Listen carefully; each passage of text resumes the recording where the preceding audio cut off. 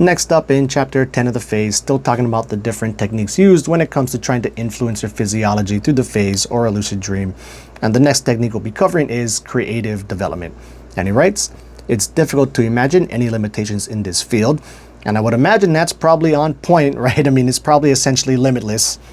And so by getting lucid in the phase or a dream allows one to gain access to the gushing fountain of inspiration that is the human imagination. And then he has three different approaches for going at this. The first one being creating works of art. Using the methods of object finding or translocation, an artistic practitioner can purposefully seek an object in the phase that may be composed in real life. If necessary, it is possible to easily return to study an object in the phase. And that last sentence there gets at a problem I've had in my lucid dreaming practice forever, and that is trying to get back to previous dream environments or previous dreams and stuff like that. But also I think because I've had problems trying to do that purposefully in the past, so I have this belief in my head that it's hard for me to do. Well, having that belief or that doubt in my head that I can get it done is obviously gonna kill my chances of getting it done within any type of lucid dream or phase environment, right? Anyway, next up, viewing future completed works of art. If an artist is in the process of realizing an idea, then a preliminary look at the end result of a design may be seen in the phase. And then the last one is just using it as a source of inspiration and fantasy, which I think is pretty self-explanatory, so we will skip that paragraph. All right. The only thing a creative person may have to worry about is how in the real world to reproduce those wonderful masterpieces. And here he's going to get at like what I was thinking the whole time I was reading this one part of the chapter. So in essence, everything is limited only by our primitive memory, which is often unable to recall such large amounts of information during waking life. However, he has a little rebuttal to it. However, there will always be a chance to go back into the phase and work out the details, the exact thing I tend to have a problem with. But anyway, with that said, that wraps it up, and next up we'll be talking about sports.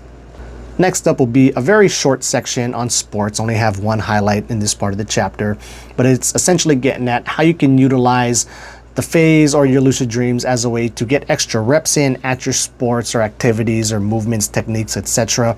And then now, since anything is possible in the phase and it's possible for you to perform, these movements or skills absolutely flawlessly within the phase environment, well, if you're doing that, it's firing the same neural pathways in your brain that it would be if you were pulling this move off in waking reality. So it really can help you learn how to pull off these different movements and skills better. And so my only highlight in here says this: movement in the phase sets off the same brain activity as it does in wakefulness, only nerve impulses are not sent to the muscles. So boom, that's it. Next up, we'll be talking about an alternative to narcotics. Next up will be another quick one. This one will be talking about using the phase as an alternative to using narcotics. And just suffice it to say that you can absolutely take drugs within the phase or a lucid dream and feel the effects of it. All right, now, I don't have many highlights in this part of the chapter, so I'll just read to you what I got. The first one, the opportunity to use narcotics while in the phase and have the same sensations and experiences might serve as a way to get out of a drug habit in real life. And then my other highlight, people often do not scorn controlled substances in the pursuit of personal development, spirits, or getting in touch with their higher selves. However, this is nearly always due to the simple reason that such people are simply unaware of the existence of other methods of experiencing a profoundly altered state of consciousness. And then just looking at this part of the chapter was making me think of Joe Rogan and how he's always talking about DMT and stuff like that. But I just wish he would get like a more dream-oriented guy on there to explain to him that you can have, very similar or maybe even the exact same experiences that he was having on his really high doses of DMT, within a dream. Plus they also say that when we're dreaming, our brain's releasing DMT anyway, so maybe it is the exact same. And now I've done DMT once in my life. I didn't do enough of it to get to his crazy land with the jokers laughing in his face and shit. But, my conscious experience was definitely altered a bit for a while there. So, it did work.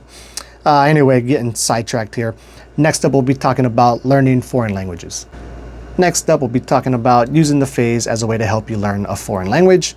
And so he writes, there is no magic switch that you can flip to be able to speak another language. However, there are several ways that the phase can help. First, immerse yourself in an environment where the language is spoken. Second, find a good teacher for a brief lesson regarding your biggest problems and their possible solutions. And then third, use techniques for obtaining information to find out how to learn the language more effectively in real life. And next up, we'll be going over the unproven effects.